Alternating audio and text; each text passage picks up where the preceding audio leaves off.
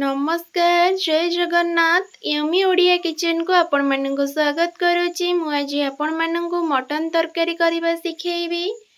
आपण माने वीडियो को फुल वॉच करंतु। मो चैनल रे नुआ होइथिले फास्ट सब्सक्राइब करि नियंतु और पाखे आसुथिबा बेल बटन रे ऑल को क्लिक करंतु। वीडियोटी पसंद आसिले लाइक करिबा पई भूलिबेनी। आसंते एबे स्टार्ट करिबा आजिर रेसिपी। मु एठी किले मटन नेइची। तरकारी टेस्ट डिपेंड करे मटन उपरे आपण केते अमाउंट रो मटन नउचंती। मु एठी मांस वाला और चर्बी वाला मटन नेइची। मटन को एठी भलो भाबरे धोई की नै आछि। सेथिरे बे ऐड करूची हाफ टी स्पून हल्दी गुंड, 1 टीस्पून काश्मीरी लंका गुंड, स्वाद अनुसार लूण ऐड करूची। मु एठी एकाथरे लूण ऐड कर देली आ लूण पकेउ पड़िबनी मते पछरे। एबे 4 टीस्पून तेल ऐड करूची। इथरे मु सोरिष तेल ऐड करिची। ताकू मु एबे भलो भाबरे मिक्स करि नउची। देखंतु एठी भलो भाबरे मिक्स करि सैलेनी। एबे को रेस्ट पई छाडी दउची। मु एठी मटन तरकारी चुली रे करिची, पूरा पूरी गाँ स्टाइल परी। मटन तरकारीटा चुली रे कले बहुत भलो टेस्ट आसी थाए, सेथि पे मु एठी चुली रे करिची। देखंतु एठी डिशटा गरम हे गलानी। सेथिरे मु 2 टेबलस्पून सोरिष तेल ऐड करूची। 3टी आलू को मझिरु 2 खंड करिकि नेइची। एबे से सब आलू को तेल रे भाजी नबा। आलू रे पोड़ा पोड़ा दाग लागिबा पर्यंत मु एठी आलू को भाजी नेबी। देखंतु मोर एठी पोड़ा पोड़ा दाग लागी गलानी 5 मिनिट रे। एबे एको मु प्लेट को काढी नउची। खंडे दालचीनी, 4टी लवंग, 8 रु 10टी गोलमरीच, गोटे गुजुराती, गोटे तेजपत्र को 2 खंड करिकि नेइची। मु एठी सोरिष तेल 4 टेबलस्पून ऐड करिची। तेलटा एठी गरम हे गलानी। सुखिला मसला ऐड करूची। तेल रे एटा भाजी हे गलानी। मु एठी पियाज ऐड करूची। मु एठी 4टी मीडियम साइज पियाज नेइथिली।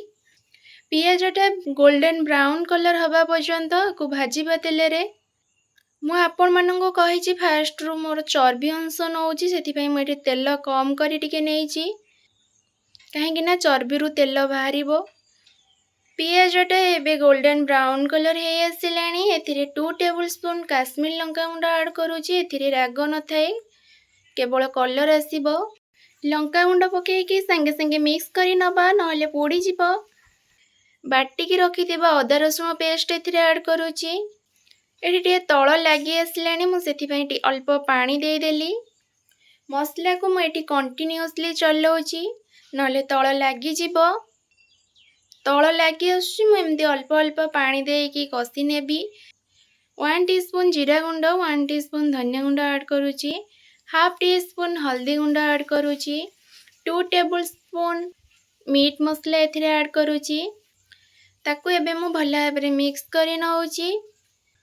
जे पर्यंत मसला ऊपर को तेल न आसीची से पर्यंत मु एठी कसीबी। देखंतु एठी मसला ऊपर को तेल आसी गलानी। मु एबे मैरिनेट करि रखिथिबा मटन को एथिरे ऐड करूची। भाजी की रखिथिबा आलू को भी ऐड करूची। मसला संगे एको 5 मिनिट कसी नेबी। मटनटा तो सिझिबा पई एथिरे टाइम लागिबो, किंतु टेस्ट पूरा ढाबा स्टाइल परी आसीबो। खाइबा पई हेले तो पेशेंस रखिबा पई ही हबो। किछि समय कवर करि नउची। देखंतु एबे कवर खोलुची, पुणी ताकू मिक्स करि नउची। ए स्टेज रे काटी की रखिथिबा गोटे पियाज को ऐड करूची। बहुत बढ़िया फ्लेवर आसी थाए मटन रे।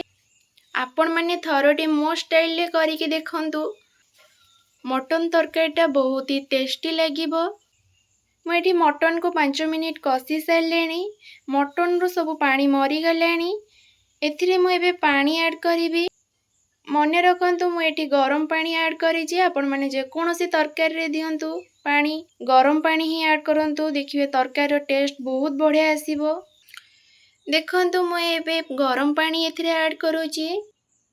केते झोल रखिबा पई चाहुचंती सेही अनुसार पानी देबे।